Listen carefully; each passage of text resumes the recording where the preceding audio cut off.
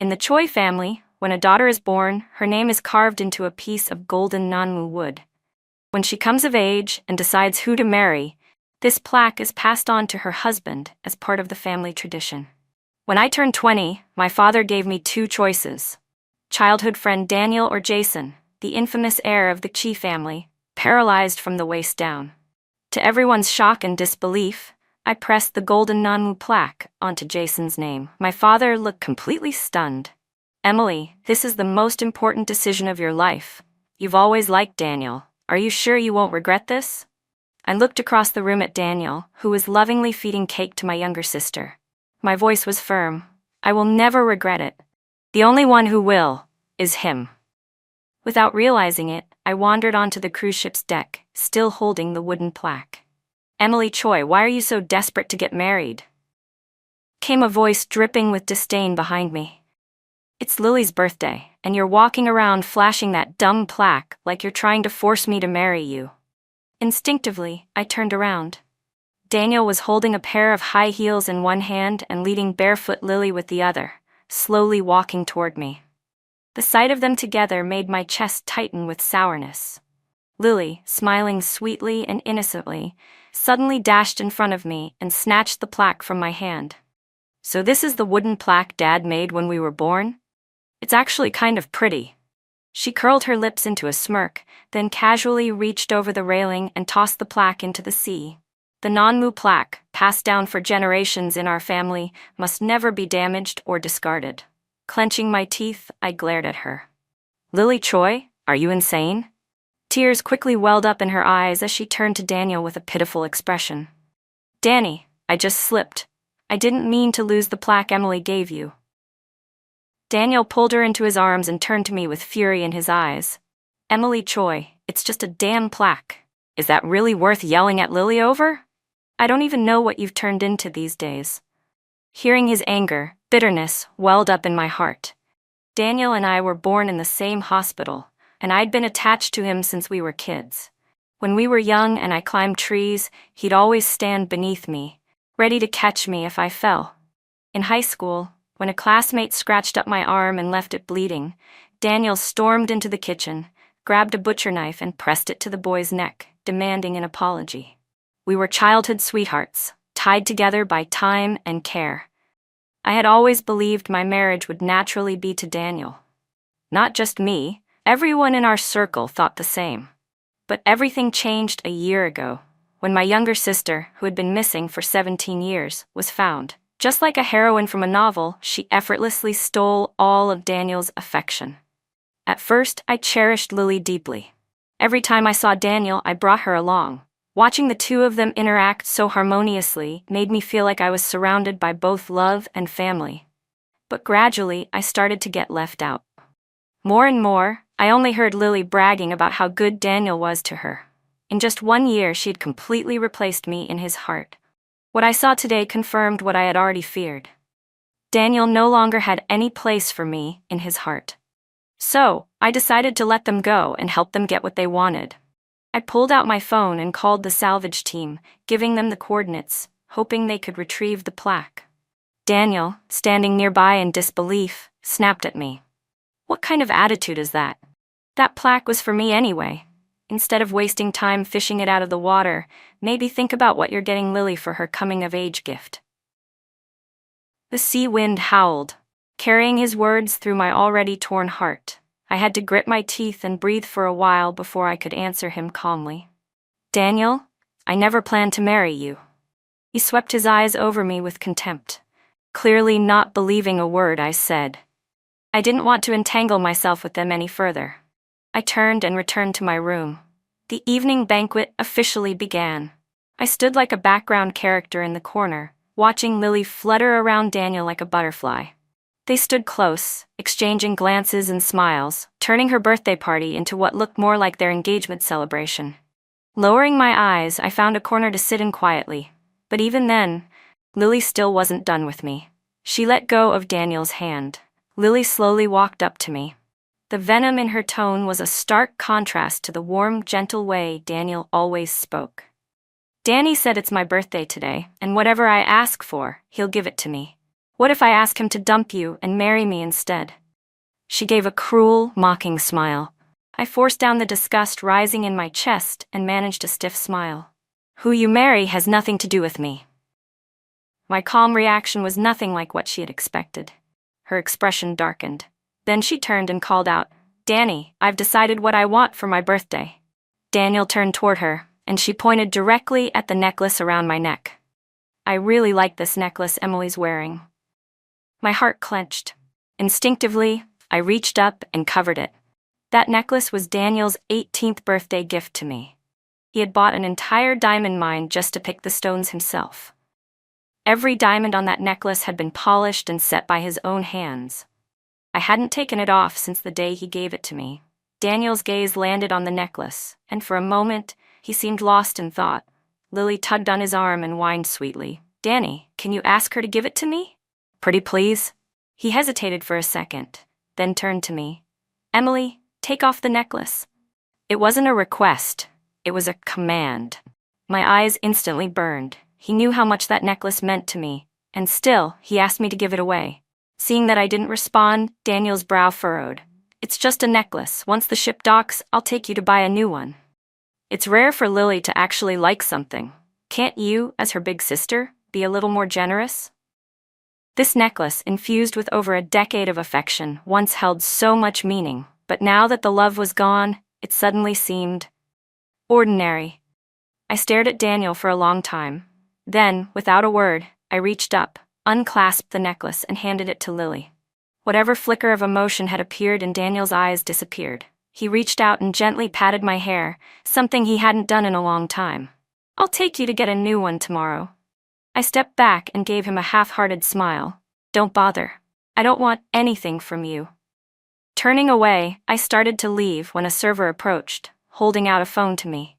Confused, I took the call. The moment I brought it to my ear, a low, calm voice came through. "Miss Choi, do you have any requests regarding the engagement party?" I froze for a second, then realized who it was. Nothing too specific, just, "I don't think I can give you the family plaque anymore." "Why not?" I looked out over the dark sea and answered quietly, "It fell into the ocean." Jason gave a soft laugh. "That's all right, as long as you're not calling off the engagement." "I won't." Just as the words left my mouth, Daniel's mocking voice cut in from behind me. "You hear that, Jason? That dramatic vow you just made? Bet you'll take it back before long." He scoffed. "Emily, when are you going to get over your petty jealousy?" Annoyed, I turned to glare at him. "Why do you keep haunting me?" "You think I wanted to come," he shot back. "It's Lily. She was scared you'd be upset and begged me to come cheer you up. Why can't you be more like her? You're always bitter and jealous. Not an ounce of grace like a proper heiress." He swirled the wine in his glass, then downed it in one gulp. His eyes dropped to the floor as he said flatly, "Stop standing there like a statue. The banquet's starting. Go sit down." With that, he grabbed my arm and pulled me toward my seat. I was wearing sky-high heels, and the moment I took a step, my ankle twisted hard. Sharp pain shot up my leg, and I let out a scream as I collapsed to the ground. Daniel instinctively reached out and helped me up. "Are you okay?" Sweat beaded on my forehead from the pain. Clenching my teeth, I whispered, "Get someone. I need some ointment or something." He paused for a moment, then turned and walked off. But he never came back. Eventually, a staff member noticed me and helped me back to the banquet hall. I limped to my seat, looking completely disheveled. When I lifted my eyes, I saw Daniel holding Lily's hand, carefully smoothing out the train of her dress that had dragged on the floor. Lily, standing slightly elevated, looked down at me with a smug, triumphant gaze. I turned my eyes away and gave a bitter, self-deprecating laugh. Even though I had long since given up on Daniel, I never imagined he could be so heartless, completely ignoring the fact that I was still injured and waiting just to fix Lily's dress. At that moment, I wasn't just a stranger to him. I was less than that. The birthday banquet proceeded as planned. Lily stood on stage like a princess, giving her speech. She thanked our parents, thanked Daniel, and finally, under everyone's watchful eyes, rose on tiptoe and kissed Daniel on the cheek. Daniel froze. Lily shot me a triumphant smile. I kept a blank expression as I clapped along with the others. When it was our parents' turn to speak, Daniel had already returned to sit beside me. "If you're angry, take it out on me," he said quietly. "Don't make things hard for Lily." I gave no response, simply listening to my parents' speech. Daniel's expression showed a flicker of confusion, as though he wanted to say more, but my parents' announcement cut him off. 3 days from now will be the engagement party for our eldest daughter, Emily Choi. We hope you will all honor us with your presence. After the guests began to disperse, Lily pushed her way through the crowd and stopped in front of me. Her face twisted with emotion. "No wonder you weren't jealous seeing me with Daniel," she hissed. "Turns out you already secured your engagement with someone else behind his back." Her eyes were red, and she glared at me with a mixture of fury and pain. I let out a cold laugh. "Lily Choi, you've been back with our family for a whole year, and your view of the world is still so narrow." I had pitied this long-lost sister all year. But it was clear, she didn't deserve my love. I thought she would argue with me like she always did, but instead she suddenly glanced behind me and her expression softened into a pitiful look. Her voice trembled. "Emily, I know you're upset that Daniel's been good to me. I'm sorry. I swear I'll never get close to him again." I instantly became alert and turned around. At some point, Daniel had appeared behind me. Before I could say anything, his eyes widened in panic. Then I heard a splash. I whipped my head around. Lily was gone. All that remained was the rippling surface of the sea. Daniel shoved me aside and jumped in without hesitation. Both of them were eventually pulled from the water. A doctor traveling with us took the unconscious Lily away. Daniel turned to face me, eyes dark with blame. "Lily spent over 10 years lost in the outside world. Are you really satisfied only if she ends up dead?" He stepped closer and closer. I backed away, but there was nowhere left to go. "She jumped on her own," I said. Daniel reached out, grabbed my neck, and shoved half my body over the railing. "If you had been a good sister, Lily never would have jumped. Tonight you'll kneel at her bedside and repent. If not, I'll make sure news of our broken engagement spreads across the entire country by morning."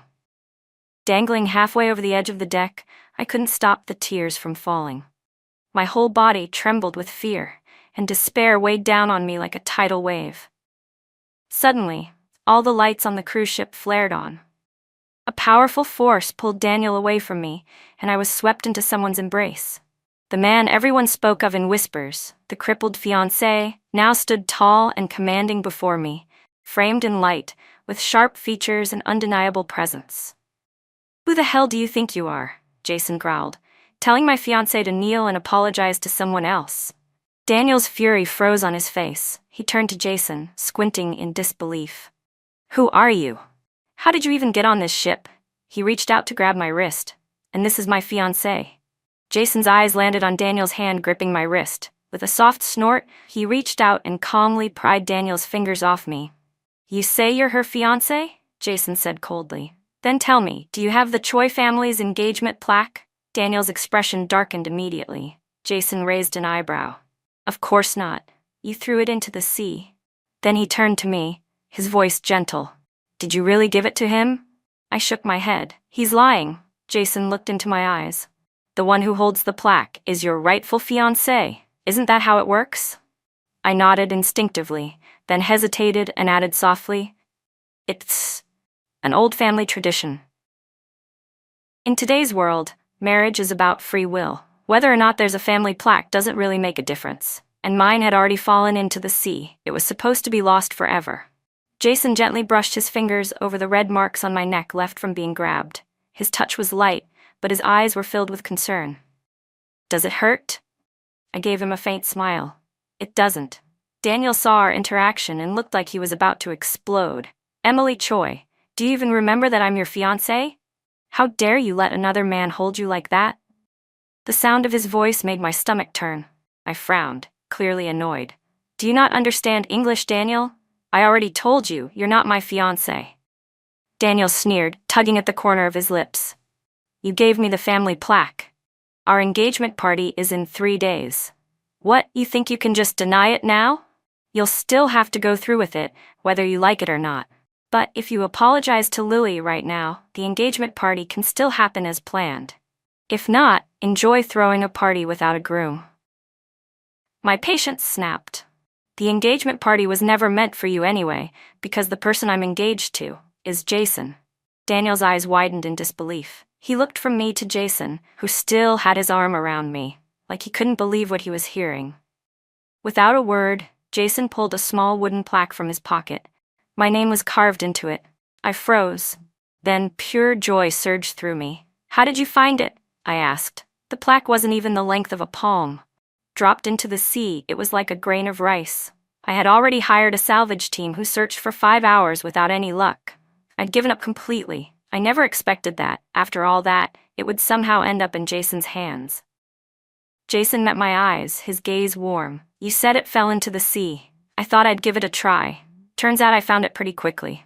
I couldn't wait to bring it to you, so I boarded the ship right away. I stood stunned for a moment. Lost, then found. Given, then taken. Abandoned, then miraculously returned. The very plaque Daniel had so carelessly tossed into the ocean now sat safely in Jason's hand, as if fate had decided it belonged with him all along. Maybe he had used considerable resources to find it. Or maybe, just like he said, it had been that easy. Either way, the plaque was now with him. And that was fate's answer. I smiled and reached out, gently closing his open hand around the plaque. It was always meant to be yours. Daniel watched all of this unfold, looking like he was about to crack. His voice broke with rage. Emily Troy? I turned to look at him, my expression cool. I told you I'm not marrying you. If you care so much about Lily, then go ahead. Care for her all you want. You and I. We have nothing to do with each other anymore. I saw, for the first time, something shift in his eyes. Real pain. But I just turned and leaned into Jason's embrace, exhaling slowly. When the ship docked, my parents looked at me and Lily with conflicted expressions. They knew we weren't getting along, but they hadn't expected the rift to be this deep. Flesh and blood, both sides of their hearts. How could they choose? I understood their struggle. Mom, Dad, go to the hospital first, I said softly. Jason took my hand. I scheduled fittings for your jewelry and gown today. Come with me. I nodded, about to take a step when Daniel's voice called out behind me. Emily, don't go with him. There was moisture in his eyes, pleading, desperate. I tilted my head and let out a quiet, mocking laugh. Daniel, who gave you the right to control me? He opened his mouth but said nothing. It wasn't until I had walked far away that I finally heard him call out again. I'll come to your house tomorrow. I'll explain everything. I pretended not to hear, walking away with Jason. We sat side by side in the back seat of the car. Jason's gaze occasionally flicked toward me, calm but observant. I didn't know what to say. He had always been a mysterious figure, rarely appearing in public. Rumor had it that anyone who wanted to meet him had to go through 3 levels of security and 4 separate screenings. Stories about him in the outside world were wild and varied. Some said he was grotesquely disfigured. Others said he was severely disabled. Cruel and violent. That's how people often imagined the man at the top of the pyramid. When they couldn't understand someone's power, they distorted it with extremes. At least, that's what I believed before I met Jason. I had never expected him to be so calm and refined, gentle, elegant, and with a face so striking it made you pause without realizing. I was so lost in thought that when I heard him ask, "What are you thinking about?" I instinctively blurted out, "That you're really good looking." The words caught in my throat the moment they came out. Jason blinked in surprise, then chuckled softly. Well, I'm glad my appearance didn't disappoint you. The corners of my mouth twitched. I quickly straightened up and sat properly. No, of course not. You're very handsome. He nodded in amusement.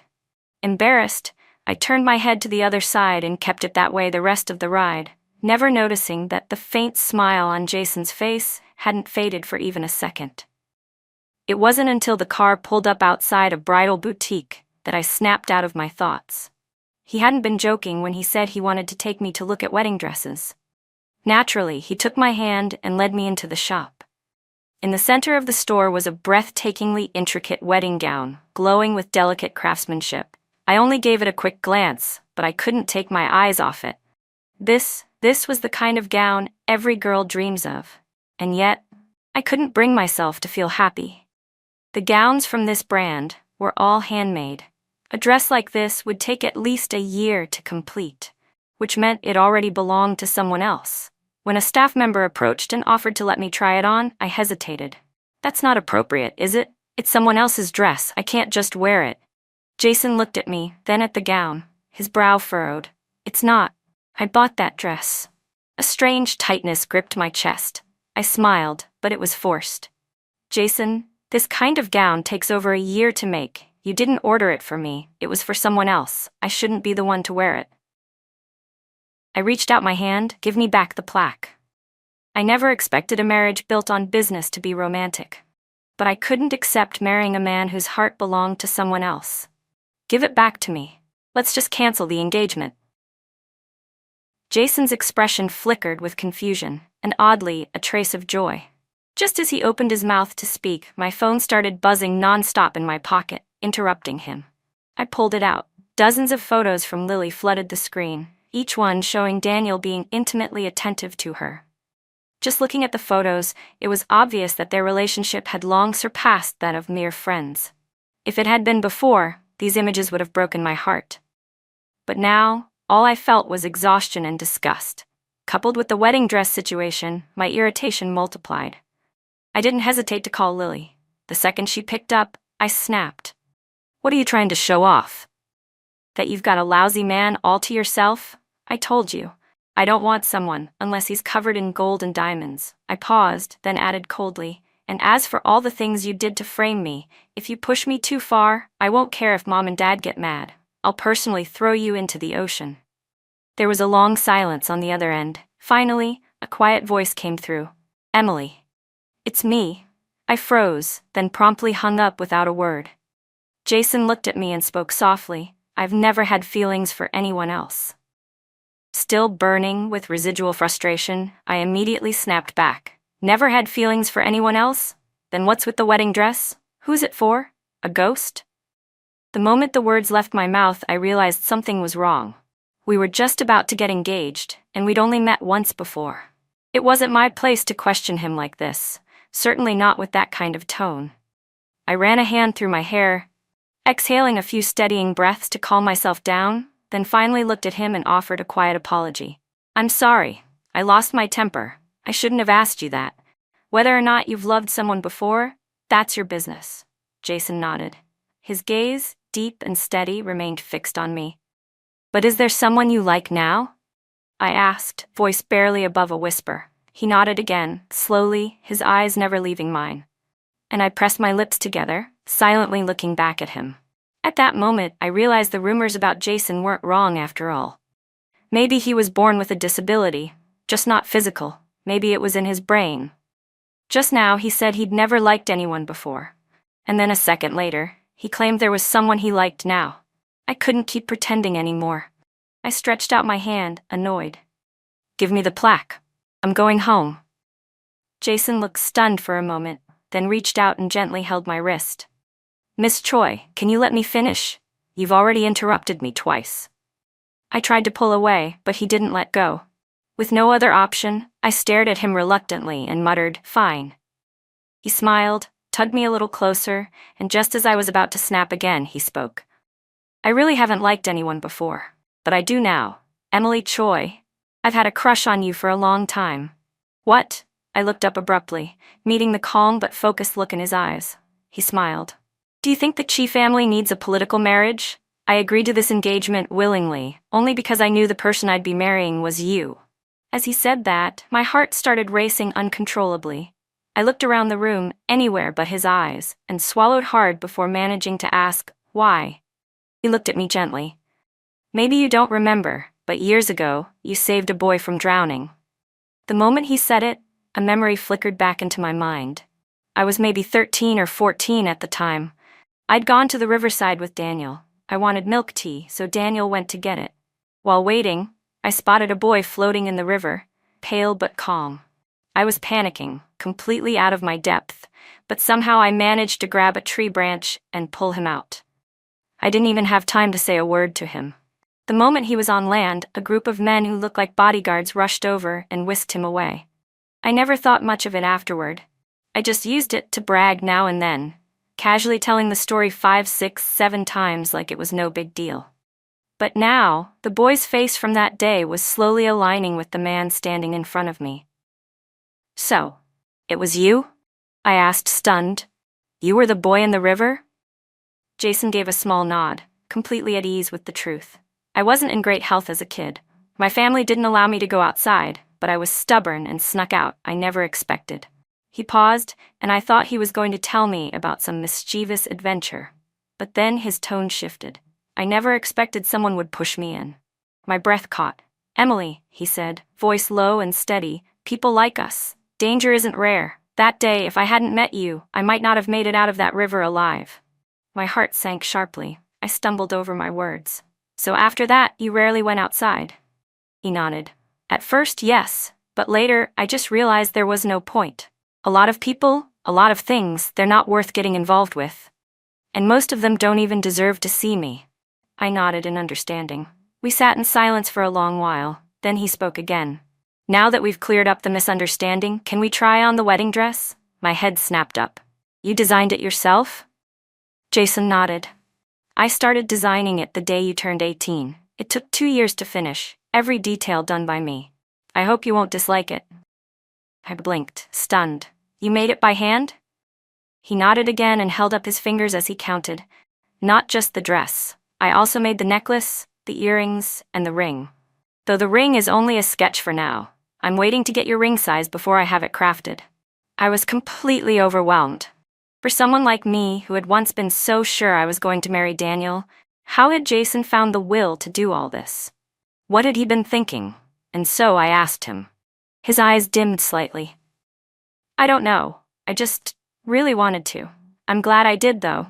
Otherwise, you'd have nothing right now." My eyes burned with sudden heat. I reached up and gently touched his cheek.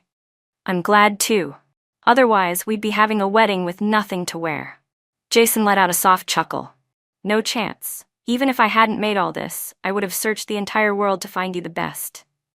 I was completely overwhelmed with emotion. Jason smiled and said, "Go try on the dress.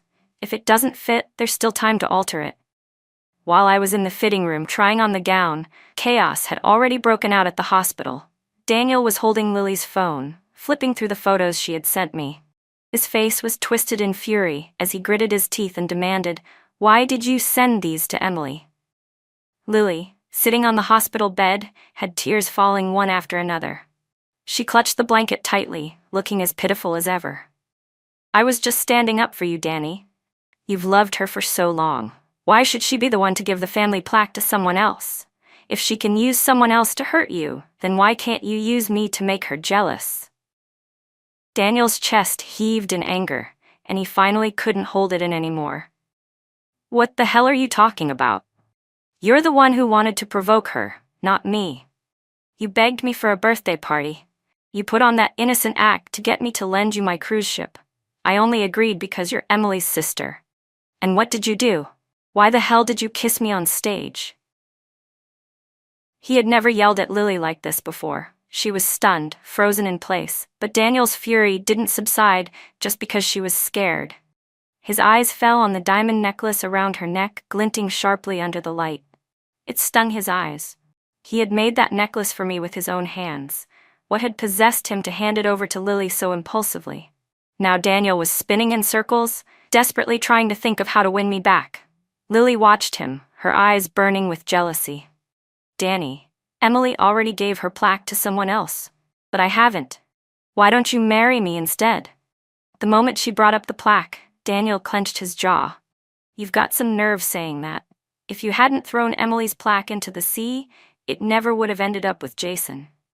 Lily fell completely silent, lips pressed into a pout. She didn't say another word, just stared at Daniel with teary, wounded eyes. But he didn't even look back. He turned around and walked out of the hospital room. The next 3 days, Jason and I stayed busy preparing for our engagement ceremony. My parents and grandfather were involved too, all bustling around with tasks. As for Daniel and Lily, they seemed to have disappeared completely. Neither of them showed up to bother me again. Just as I began to believe the engagement would go off without a hitch, Daniel showed up, right at my front door. Jason was about to help me into the car when Daniel stepped out and blocked our way, arms spread wide. Emily, you can't marry him. I frowned, caught off guard by his sudden appearance. Daniel, who I marry has nothing to do with you. I don't believe that, he said, desperate. We grew up together, remember? You said your biggest dream was to marry me. How can you give yourself to someone else? I know you're still angry that I treated Lily well this past year. But I only did it because of you. You told me she was your only sister. You told me she'd suffered for years. You said I should be good to her. If it weren't for that, I never would have looked at her twice. He said it like it was righteous, like it justified everything. I let out a sharp, bitter laugh. So just because I said that, you decided to take back all your love for me and give it to her? Even after I chose to walk away, you still managed to twist everything and blame me? I stared him down coldly. Daniel, I never realized how shameless you could be. His face flushed, then paled. I just love you so much, Emily. Please, give me a chance to fix things. I gave him a mocking smile. You don't love me. You love yourself. You love the thrill of newness. Don't stand here and tell me you love me. It makes me sick. I turned sharply. Get out of my way. I'm going to my engagement. Jason, standing beside me, gently pulled me into his arms. Then, right in front of Daniel's blazing eyes, he kissed me. If you want to come to our engagement ceremony, Jason said calmly, you're welcome. But if you're here to cause trouble, don't blame me for what happens next. After Jason said that, we got in the car and drove off without looking back. Jason, ever gracious, had even arranged for Daniel to sit in the front row of our engagement ceremony. I gave him a look of disbelief. Why would you do that? Provoking him, what good does that do for you?